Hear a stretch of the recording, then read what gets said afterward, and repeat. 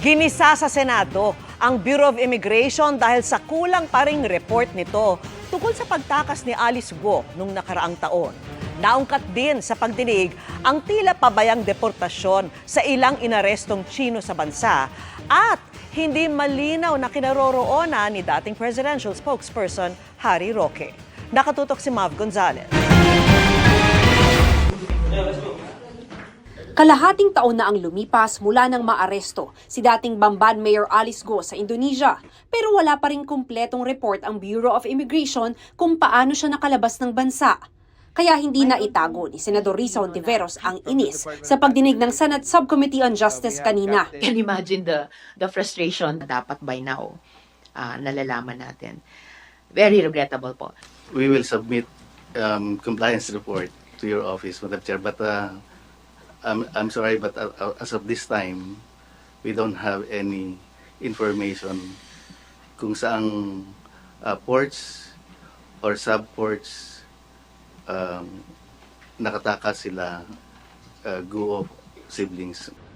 Paliwanag ng BI, sinulatan nila ang kanilang counterpart sa mga bansang napaulat na dinaanan ni Guo pero impormal nilang sinabi na wala silang impormasyon tungkol doon.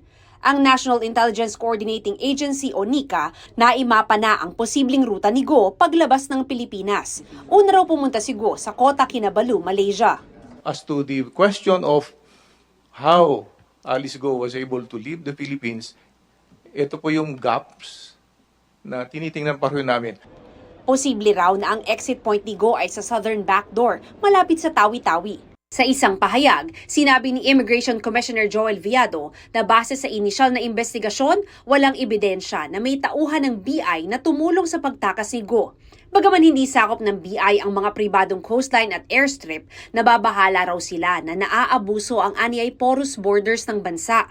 Sinita rin ni Hontiveros ang ginagawang deportasyon ng BI sa mga Chinese national dahil hindi raw nakakarating sa China ang iba, kabilang ang tatlong umanay pogo bosses na sina Liu Xun, Kong Xiangru at Wang Xiangle.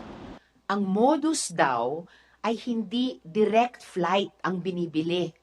Tapos, sa layover, naglalaho na parang bula ang mga bosses sa kanilang transit destination. They never arrived in China. I'm making that off record. Sa pagkakatanda ng BI, may layover nga ang flight ng tatlo sa Hong Kong. Tanong ni Hontiveros, bakit kasi nagbubuk ng flight na may layover at hindi idiretso pa uwi ng bansa nila ang mga dinedeport? There's a clamor to deport yung mga nauhuli the soonest at the fastest time.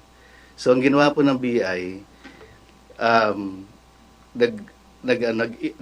nag-initiate po sila ng dialogue with the PDLs kung sino po yung pwedeng magbigay or mag-shoulder or mag-purchase ng kanilang mga ticket. Yung mga PDLs pa ang tinanong kung pwedeng mag-shoulder ng tickets nila. Hindi ba dapat may pondo ang BI para sa deportation na inuutos ng BI? Madam Chair, sorry to say, wala po silang allocated funds. Dagdag ng BI, walang ipinaabot sa kanila ang Chinese Embassy na may kaso ang tatlo. Once they are declared fugitive, we make sure that they are either escorted or alam ng kanilang embassy yung prior knowledge ng embassy yung pag-deport sa kanila.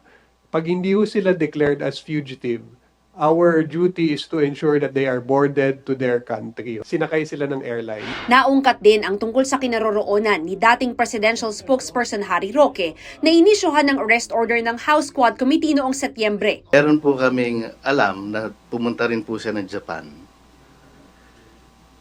And hindi po siya nakaalis. Supposed to be bound for US. Binigyan na ni Hontiveros ng ultimatum ang BI. If no satisfactory answers on these matters are provided by the BI within 15 days, as designated chair of this subcommittee of the Committee on Justice, I will call for a revamp of the BI in the committee report of this subcommittee.